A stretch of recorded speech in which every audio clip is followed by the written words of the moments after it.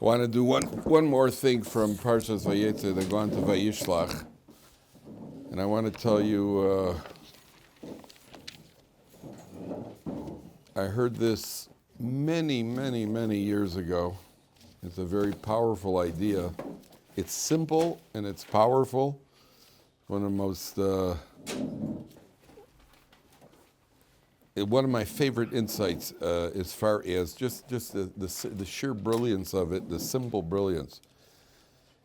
If you take a look on page 140, no, way past that. What page is it? 150. Okay. First of all, before we even get there, page 156. 156. So first of all, Rachel finally gets pregnant. Now, I want to show you over here. There's 2 points actually. Pasuk Chav Beis, page 156. Vayizkar Elokim es Rachel.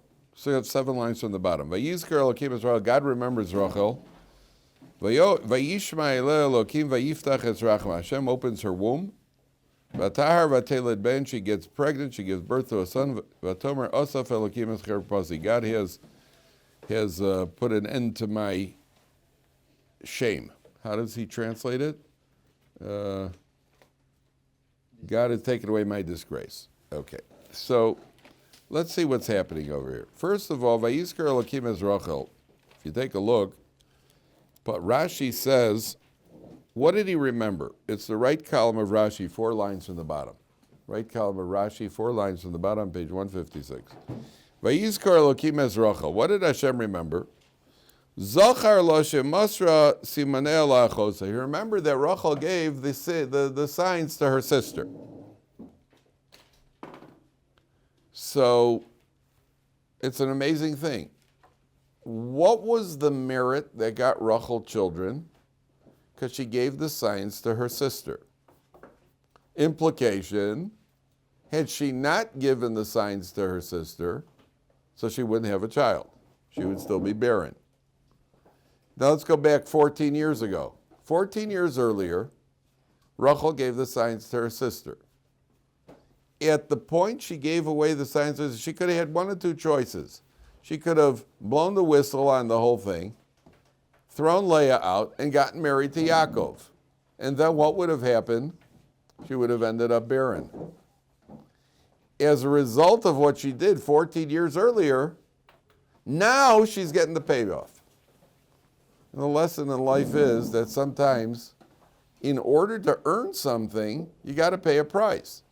So you pay the price, you give in, you're willing to give in, you're willing to give way, and HaKadosh Baruch Hu remembers it. When will the payoff be? We don't know when the payoff's going to be. The payoff may be years later, 14 years later. But there's a payoff for what she did 14 years earlier. It didn't go for nothing. Well, it didn't go for nothing. This is the payoff right now. So if you put it in proper perspective, you think that Rachel was giving something up. To the contrary, she gained by what she did. Because what she wants more than anything else is to have a child. Because she's living in disgrace without a child. A woman who doesn't have a child feels, we don't look at her that way, but a woman feels a sense of shame or disgrace because she has not fulfilled her ultimate purpose, which is to have children. So she feels, well, we even compare it on Tisha B'Av when we say the prayer Nachem, that Yerushalayim is in a state of disgrace, like a woman who is sitting with hanging her head in shame because she hasn't had a baby. So Rachel, the rule in life is that if you, Reb Chaim Kanievsky used to say all the time, and Rav Steinman used to say all the time, you never lose by giving in. You will never lose by giving in. At the moment, it doesn't feel so good. At the moment, you don't feel. I have a friend who was waiting in line in the airport, and a guy cut him in line. The guy cut ahead of him in line, getting onto the plane. And instead of making it, he didn't say anything. The guy gets up there, the guy gets on, the lady says, and my friend gets to the line. She says, I'm sorry, the guy just got the last seat. He just got the last seat. And this is the guy who cut him in line. He says, but it's the last seat in coach. We do have one in business, so we'll have to put you in business.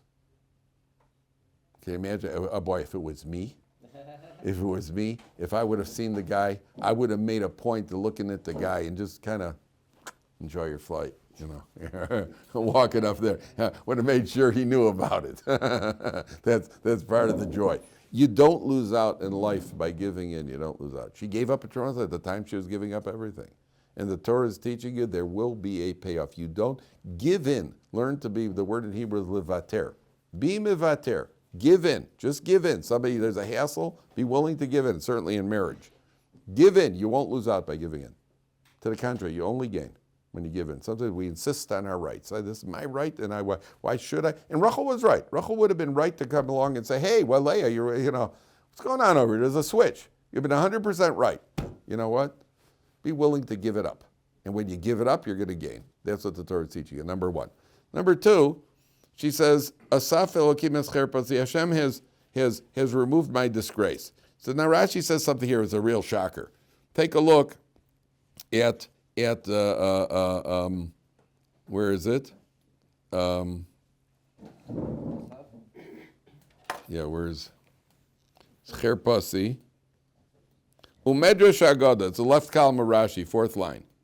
Umedrash Agoda, see where it is? Fourth line of Rashi. Kol zman she'ein leisha ben is when a woman doesn't have a son, a child. Ein la b'militlo sirchona. She doesn't have who to blame when she messes up. Mishiyesh la ben tolabo. Once she has a son, so she can blame her son. When the husband says, "Mi shavar kliza," who broke this piece of equipment? Bincha. Whoa, it was your son. Mi achal ta'edimeh. Who ate the figs? Bincha. That means any time the husband gets upset, the wife can always blame the son. That's a great reason if you have a kid. Hey, who had the last beer? Your son. The husband has somebody to blame now. She's got somebody to blame. So Rashi, okay, listen, the kid's an infant. I mean, he didn't drink the beer. The infant didn't drink the beer. He's telling you that's part of the benefit for a woman. Sometimes goodness knows what a woman's doing in the home, and something gets messed up. So she's at least, so the husband, women are intimidated by husband's anger. So the Gemara says a man should never show too much anger in the home. A little bit good. Don't intimidate them. Because if you intimidate them, then they even compromise halacha for you. Right? A woman, did somebody salt the meat? And she didn't salt the meat yet, or the meat wasn't 100% kosher. She's so nervous about the guy's upset if supper's not ready, maybe she'll feed him something not kosher. So Gemara says, don't intimidate them too much. A little bit there has to be, but not too much intimidation. Number one. Then it says, Vatikra Shemo Yosef. She names him Yosef Lamor. Yosef, what is the name Yosef? Yosef Hashem li ben acher. Hashem should give me another son. Did that bother you? Did something puzzle you about that? What should she name him? Of course. Who named the first? Yehuda is called Yehuda. Why is he called Yehuda? Because Leah says thank you. And the fourth son, Leah says thank you. Rachel finally gets this long-awaited son. It's like giving a kid a piece of candy. He goes, when can I have another one? You give a guy tzedakah, give him $20, he says, when can I have more? And say, thank you. What happened over here? What's Yosef Hashem li ben acher? What does that mean? So the answer is, obviously, that Rachel Abenu is not an ingrate. What Rachel wants, when you make a siyum, you ever hear somebody makes a siyum? What do they say at the siyum? I should be zocha, I would say, and then we say, please Hashem, help me that I should make more siyums and I should learn more svarim. You're asking for more. Why are you asking for? You just made him say, thank you, Hashem, that I even finished what I did. The answer is that when a person has a yearning for ruchnius, or looking for a woman to have a child is like a man making a siyum. A woman has a child, she's asking for another child because that's her contribution. She wants to build the Jewish people. It's not because she wants another kid to blame in the house when another thing breaks. She wants to have a share in the building of the Jewish people. For Rachel, this is ruchnius. She's asking like we ask that I want to make another siyum. Of course she's grateful. But she's saying to Hashem, I want another one because I want to contribute to the Jewish people. I want to be one of the builders of the Jewish people. There was a Rosh Yeshiva named Reb Simcha Zissel Breide, who was the Rosh Yeshiva, the famous, the Hebron Yeshiva here in Israel, one of the biggest yeshivas in Eretz Israel. So Reb Simcha Zissel was the Rosh Yeshiva. His wife was known as not only a good cook or a great cook, she was a very, very elaborate. Everything was very fancy and very, very presented, very, very, very, very, what's the word?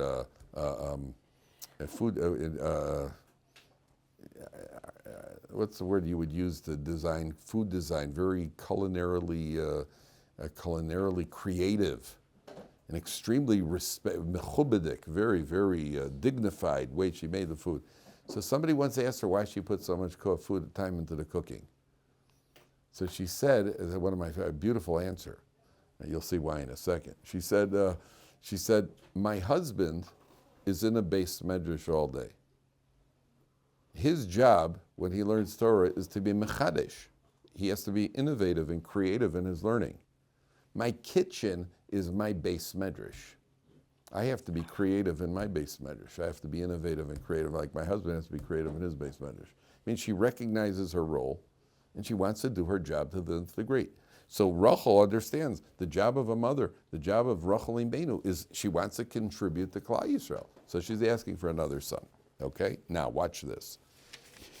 Yaakov, if you take a look, he goes through this whole incident with the sheep, and then turn to page 160. This is just phenomenal. I'll just tell you a story in advance that relates to this. There was another airport story. There was a guy in line. They were waiting, people were waiting for what's it called? Standby. To get their standby. So a guy cuts the line, and he goes up to the counter, and the lady says to him, sir, you have to get back in line and wait your turn. So the guy says, do you know who I am? So she grabs the PA system and she announces over the PA system, ladies and gentlemen, there's a man here who doesn't know who he is.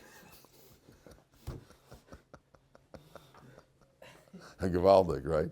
Gewaldig, on the spot. Right? By the way, I once saw a guy do this. There was a guy he was kind of like looked like a bit of a rat. I was waiting to board the plane. The guy the people waiting for standbys. This guy was kind of rednecky. He kind of a hick. And he walks up to the counter to ask if there's anything available yet. And she was in a bad mood. The lady behind at the counter was in a bad mood. So I saw this. The guy walks up and says, do you have anything available for me yet? He says, sir, I told you that if something comes up, I'll call you. Now, if you want me to put you in the middle seat in the back row, you just keep hassling me. There he went back he sat down and behaved himself. Middle seat. So I'll tell you why I told you that first story. So it says like this: Vayishma es divrei b'nei Lavan lemar. Yaakov hears the sons of Lavan saying, Lokach Yaakov es kol asher la'avinu. Yaakov has taken everything that was our father's.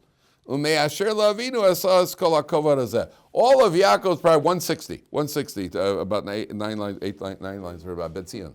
Give me a cup of water. Yeah, sorry, I forgot to bring one in. Thanks. He says that the sons of Lavan start murmuring that Yaakov Avinu, he became fabulously wealthier. He made a tremendous amount. So they say Yaakov Avinu is because he made it on our father's back. That's where he got everything from. Then it says, Vayar Yaakov es pnei Lavan. Yaakov sees Lavan's face. V'neinenu imo kismol shilshon. Lavan's face was not the way it was in the past. That means, the plain meaning here is, thank you, B'tzion, that when Yaakov first arrived,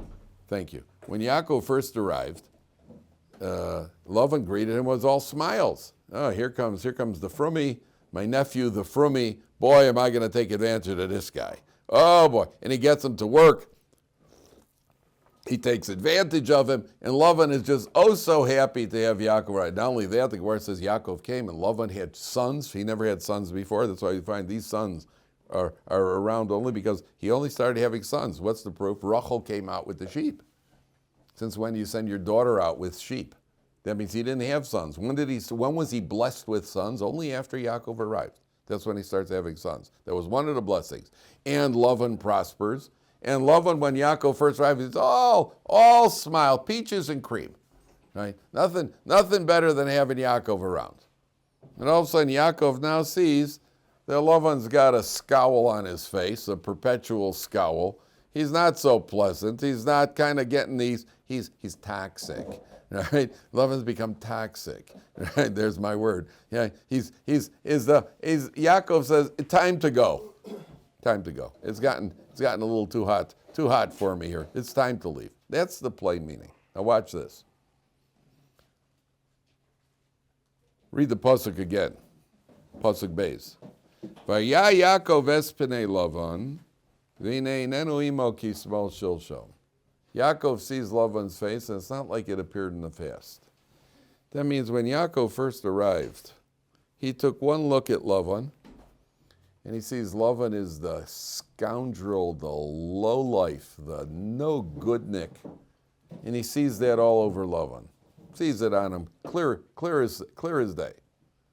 20 years later, he takes a look at Lavan's face. Lavan doesn't seem so bad anymore. Doesn't look so bad anymore. Uh-oh, now it's time to go. If Lavan's face doesn't appear the way it did in the past, then I better get out of here. Because who's changed? Lavan certainly hasn't changed. That means I've changed. Right? Now what that means is, didn't it ever happen to you guys? At some point in life, there was something that you promised yourself, I would never do that. I would never watch that. I would never smoke that. I would never inject that. I would never something that. And there's something in time in life where you promise yourself, I would never do something. And then a year or two or a week or two or a month or two, sometime later down the line, you find yourself doing it. Did that ever happen to you? So what changed? What changed? The objective reality didn't change. You changed. We changed. I changed. Took a look at it when I was thinking rationally. I took a look and said, "This is no good." And all of a sudden, it changed. Something changed. If it changed, who changed? The objective reality, marijuana, didn't change. The fact that they made it legal didn't change. That doesn't change it. I changed. Oh, I guess it's not so bad, because of a bunch of liberals decided it's okay, so therefore it's okay. That means I changed, because when I took a look at it rationally, I knew that it was wrong. Cocaine's not so bad. After all, how do you get through the day? A guy told me in England, the businessmen in England, they work in the morning, then they go and the way he put it, they drink their lunch. Right? You got a lunch and you have a couple of beers, right? So I said to the guy, a couple of beers. I mean, you drink your lunch. So how do they get through the afternoon? How do they go back to work? The guy said to me, well, that's what cocaine is for. Now, I could guarantee you most of the people, that's what he said to me. I was wondering, I've drank, I have a couple of shots on a Friday night. I'm down for the count. I'll see you at Minion tomorrow morning. What the guy drink, knocks down a couple of beers, what do you call it? So how can you function? How do you function? Well, he said to me, that's what cocaine is for, right? Which may be true, but I guarantee you that many of those people once swore, they promised they would never be involved with cocaine. I guarantee you. So what changed? What changed is you changed, not the objective reality. We see that in our life all the time. We see that in our life all the time, where a person looks at something and says, no, that's not, it's inappropriate for me at my level. That's not behavior I should be. That's not something I should do. I was once watching a football game. Many years ago, I was visiting in America. I had already moved to Israel. I was very, very, very from. Very from. I was young and from. I only spoke Aramaic. And I threw stones at cars on Tuesdays, and I did everything. I was really committed. And we went for a visit. So somebody in my wife's house, they had a TV. So I promised, I'm going for a visit to chas v'sholom, every word you could think of. I lasted the first trip for a while. And I held out for a while. The break point was when I was cleaning for Pesach. It was the second trip there. We went there for Erev Pesach. I was scrubbing the rug in the living room. My wife, they made me scrub the rug, which I haven't done since then. We're going back a long time ago. The TV's on in the back room. There's a basketball game.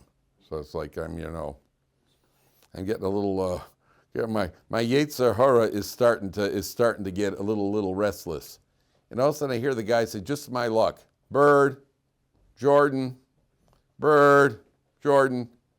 I'm scrubbing. It's a playoff game. The Bulls against the Celtics. I'm scrubbing, and there I am scrubbing, and I said to my wife, can I scrub in that room over there? She said to me, she goes, one time. You get one time. I said, great. I go in there, and I'm watching this game. There was the game that Michael Jordan scored 63 points, set an all-time playoff record. So Michael scored. It was like his second year in the league, third year in the league, something like that. So he's scoring away. The game ends. The game regulation ends. They're tied. My wife comes in through. She says, "The game over yet?" I said, "Overtime." She goes, "Okay." She leaves. She comes back. She says, "Is it over yet?" I said, "There's a second overtime." She says to me, "You have siyata dishmaya." That was a wonder. You see how Hashem loves the righteous, right? So once it became, once we made the breakthrough. So then I was watching other sports. So I'm watching a football game. And a guy scores a touchdown, and they go crazy. The crowd goes crazy, and the guy with the camera, he zooms through the crowd. And I'm sitting there by this point. See, originally I would stand there with like a mishnayos in my hand, and kind of stand at the doorway and just kind of peek. By this point I decided, listen, let's not. If we're gonna do it, if we're gonna go to Gehenna, we're gonna go right. It was with a TV tray with chicken and potato chips and a drink. If we're gonna, I was already. So I'm watching this football game, and here I am enjoying myself. This is mamish olam haba for me.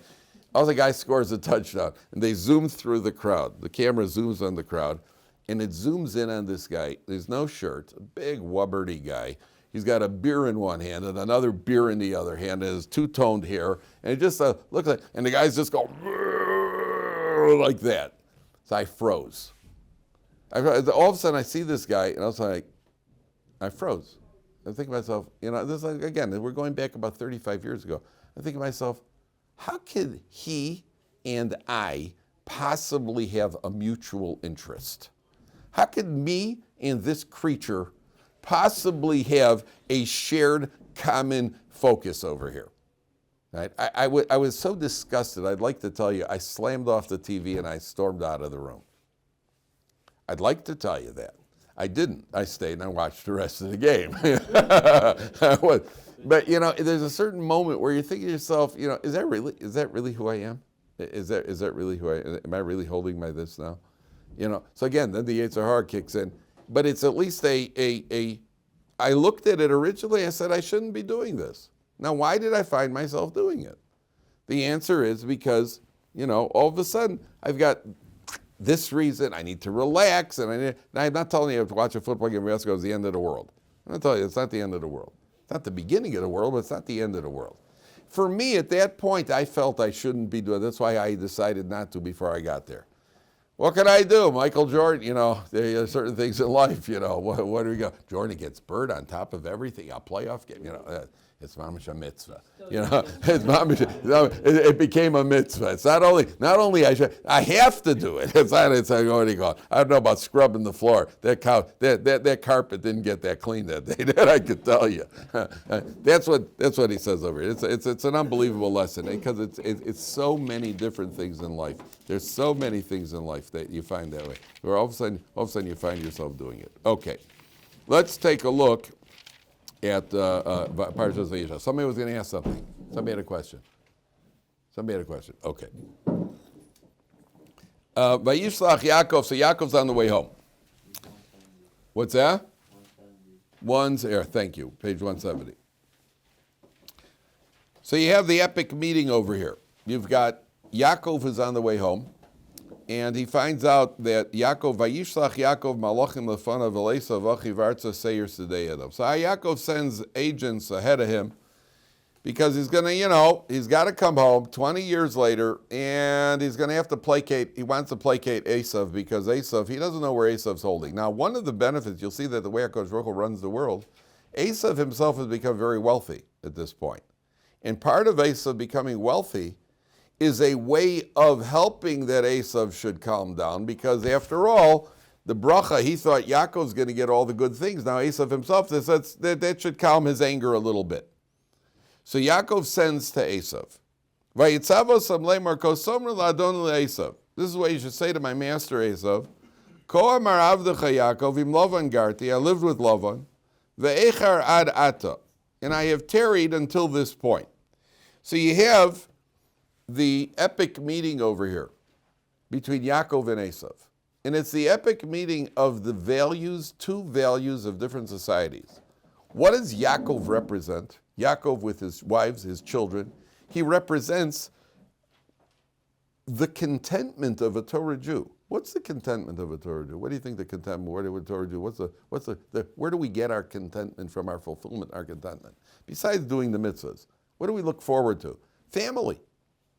Family. Shabbos is the highlight of the week. And when you get married, gentlemen, your kids, when you have kids, your kids should be looking forward to Shabbos. And they should look forward to the Shabbos table. If your kids are not looking forward to the Shabbos table, you're doing something wrong. That Shabbos table should be something that the entire family looks forward to. And the family getting together, that's the highlight of our week. That's the highlight of the week is Shabbos. What is Esau? Esau is glory. Esau is power. Esau is headlines. That's what Esau is looking for. Esau has got to be, you got to be the hero, and you got to shoot the bad guy, and you got to make a lot of money. So you have this meeting of two worlds over here. You're going to have the meeting of Yaakov and Esau is the clash of the two values of our society versus that society. So you don't find too many people from Bnei Brak, who try to climb Mount Everest. There aren't the whole lot of guys learning in Kolol and Bnei Brak who are thinking about climbing Mount Everest, and the only reason they can't go is because they can't afford the trip. That's not why.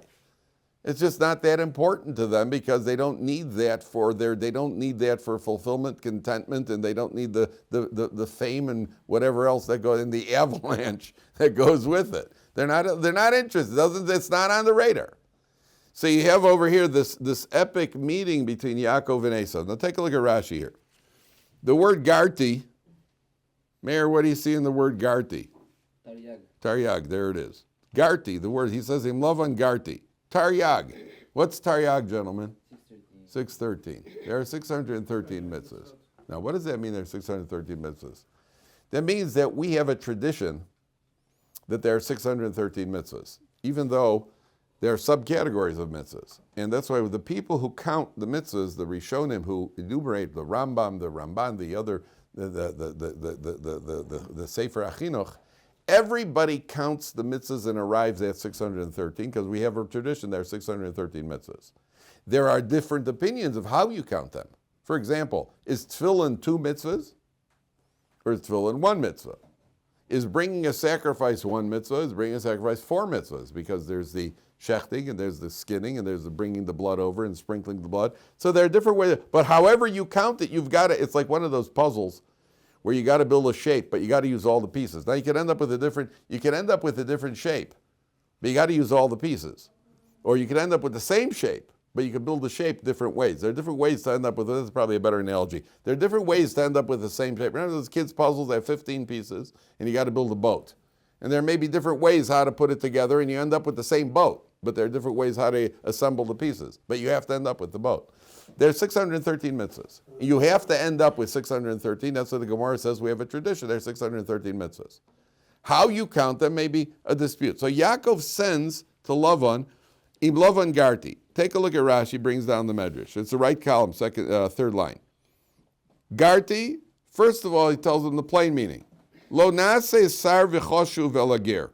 Don't worry. Lava, Esau, you're upset. Remember, Yaakov's trying to placate Esau. He says, Esau, you're upset because you think that I walked off with the brachas from Dad, and every Ravlach that you're going to be a prominent person. Don't worry, I didn't end up a prominent person. I'm just a sojourner there.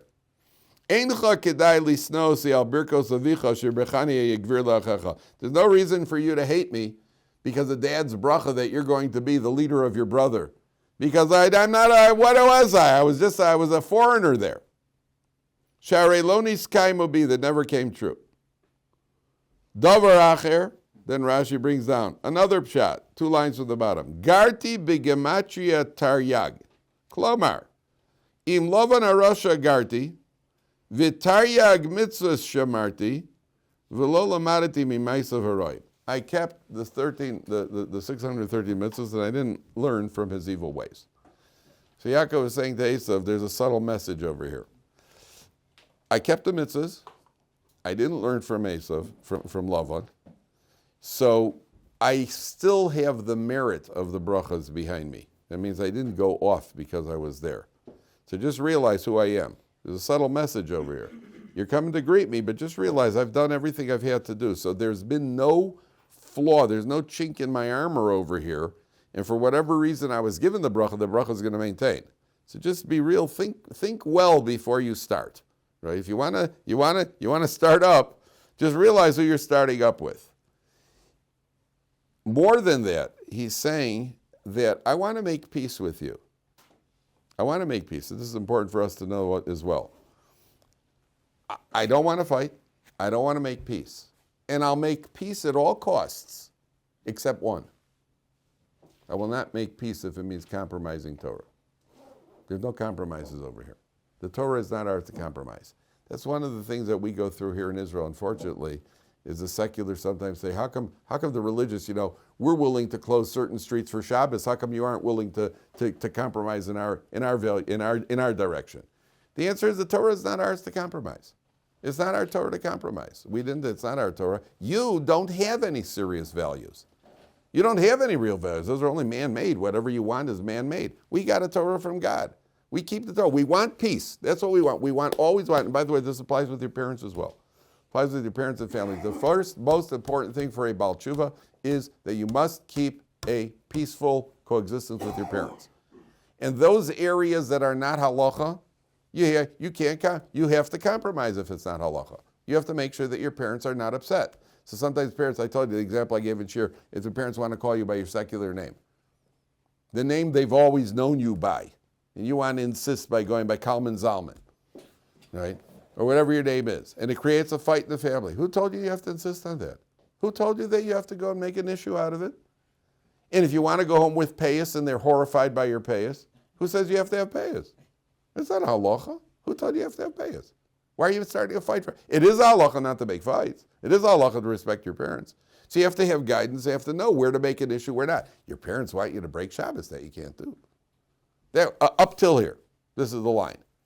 But even there, at that line, you still have to do it in a tactful way. You have to be pleasant about it. But there's, Rabbi Gottlieb, I don't remember if he told me this personally or if he said it in a shir. I think he might have told me personally. He had a guy here who his parents wanted him to come home for Yontif. I think for Rosh Hashanah. I think it was Rosh Hashanah. So the guy sent a letter to his parents showing 10 reasons why he's not allowed to come home, why it's forbidden for him to join his parents for Rosh Hashanah. The mistake that he made was that his father, who was a very educated Reform Jew, also was a friend of Rabbi Gottlieb's from the old days. So his father sent the letter to Rabbi Gottlieb that his son had written to the father. Rabbi Gottlieb told me, or he said, I don't remember which one, he said that 9 out of the 10 reasons that the boy gave were wrong, and the 10th one was probably wrong. That's what he said. So you're creating a fight for no reason. So Yaakov Avinu is saying, listen, I want to get along, but up till compromising Torah. That we're not going to do. It's not our Torah to come. That's what he's telling him with the Taryag mitzvahs. Okay. So then he tells him about his property, and take a look at Pasuk Ches. Skip on ahead. And then in Pasuk Ches, page 172. Vayira Yaakov, top of 172. Vayira Yaakov me'od vayetzer lo. Yaakov was very afraid and he was upset. What was he upset about? They say tongue in cheek. What was Yaakov really upset? Vayira Yaakov, he was afraid and he was upset. Yeah, that's the plain meaning. Vayira me'od, he was afraid and he was upset. He was upset that he was afraid. At his level of bitachon, he shouldn't have been afraid at all. Sometimes. Have to kill him. What's that? That Rashi's going to say. He divides the camps into two. So Rashi says, take a look, Pasuk Ches. He was afraid he might get killed. He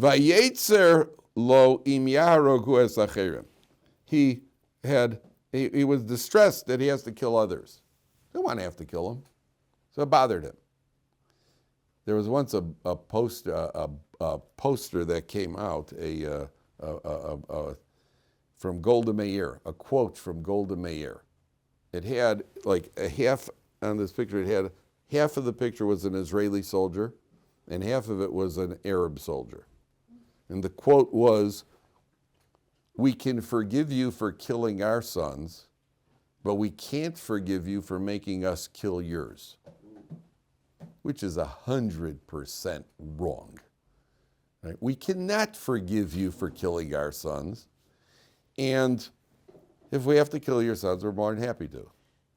Right? The Gemara says that when Rishaim die, it's a pleasure for the world. It's a benefit for the world. You can't. If you forgive for killing our sons, go talk to the parents who've lost a son in battle. I guarantee you they don't forgive. What are you? You're talking for everybody. We can forgive. We can't forgive at all. And if you hassle us, we'll have to kill your sons. Yaakov didn't. We're not happy to do it, but we have no problem doing it. It's not like we're not going to lose sleep at night. So Yaakov is afraid, and he doesn't want to get involved because he may have to kill somebody else. So he divides the camp. Now pay attention carefully. If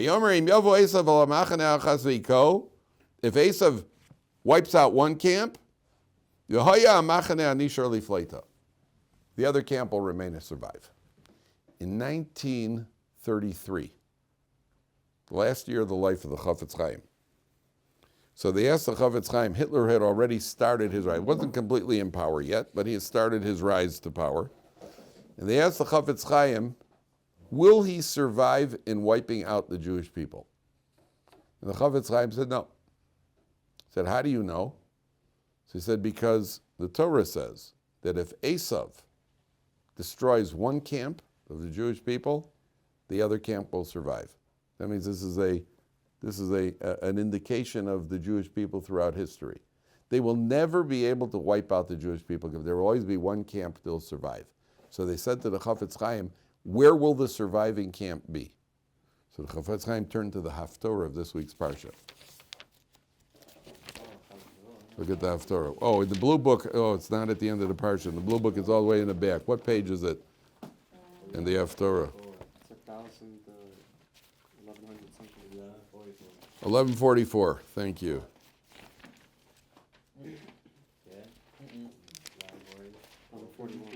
1141.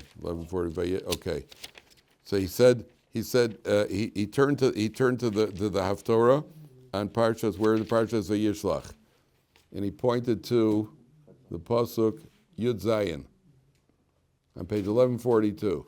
Where will the remnants be? Where will this? The Chafetz Chaim pointed. He said, "Uvehar Tzion tia pleita v'haya kodesh," and Har Tzion will be the refuge.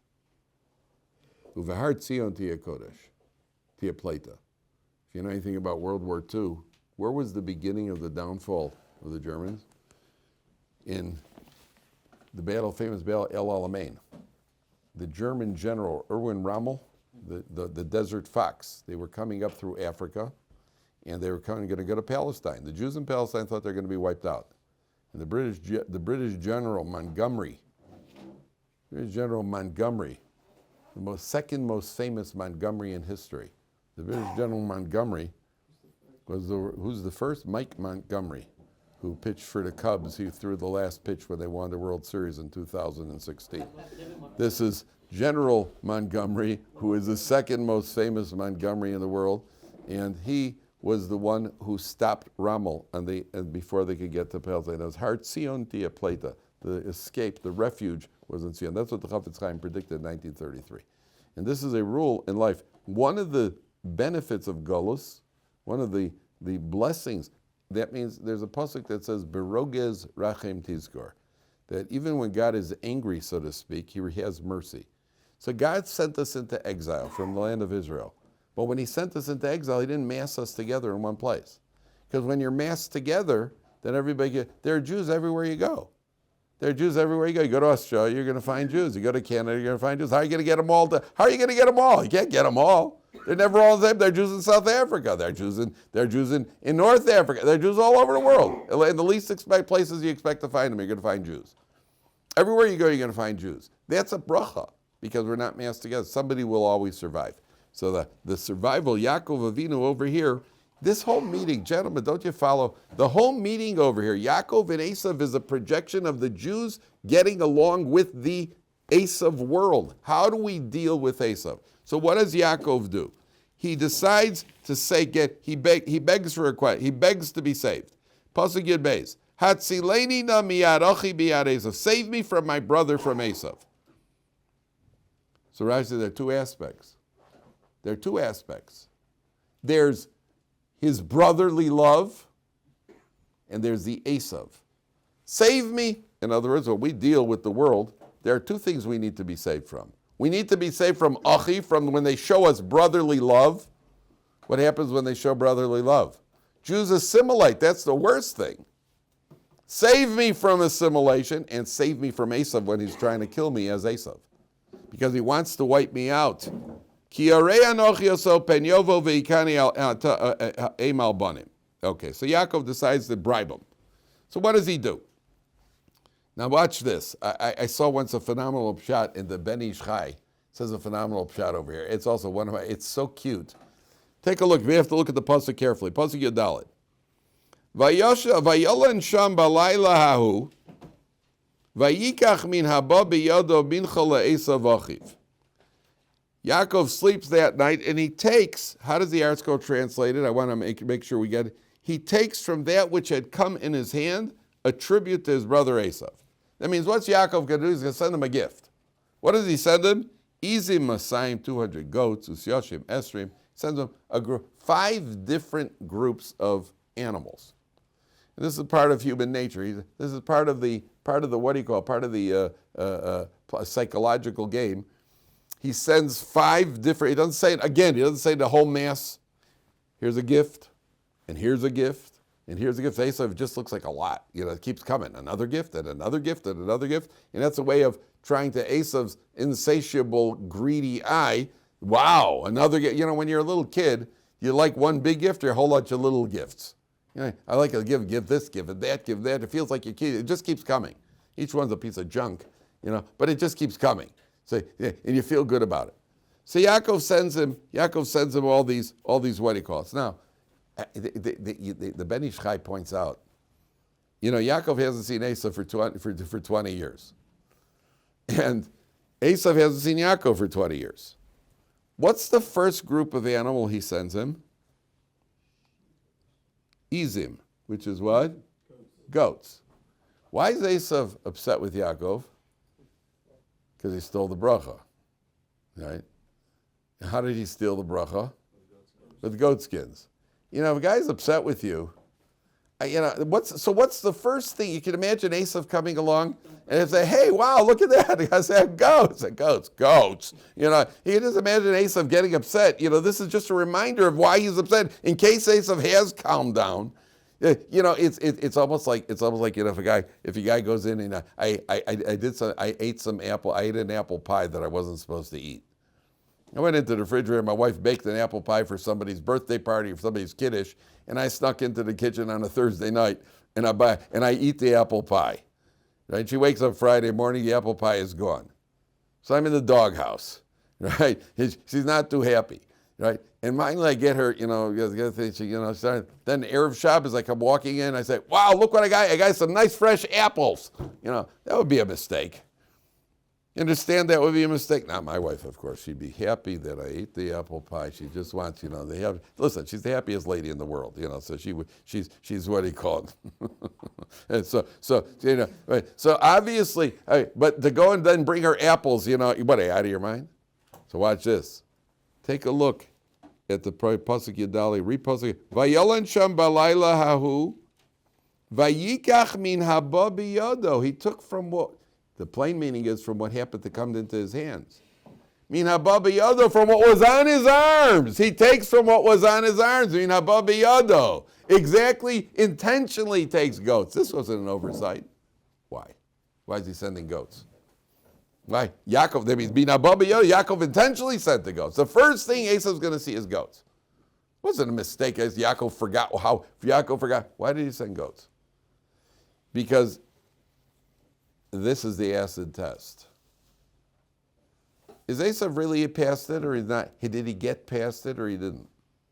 Let's see if he did or didn't. The acid test will be what happens when he sees the goats. If the goats get him upset, that means he was upset anyway. It means he's not really past. If he could take the goats and nothing happened, then for sure he's good. The goats is the ultimate test. Is Esau, is he really past it or not? I think also sometimes it could be in life, the way you show somebody, I'm complimenting you. I'm so confident of your good-heartedness that you've gotten past it, that here, see, I'm confident enough I could even send you goats. It may not be it's a risk. It's a risk to buy your wife those apples. You know, I'm so confident of your good-heartedness. Here, I could even get you apples. I'm not worried you're going to get upset. Ta-da-da-da-da. Right? And then you just better pray. You better make sure you're right. Right? So Yaakov is he's sending him goats. Right? Let's see how Esau handles the goats. Okay, we'll see Mirz Hashem. We'll see Mirz Hashem what these numbers mean.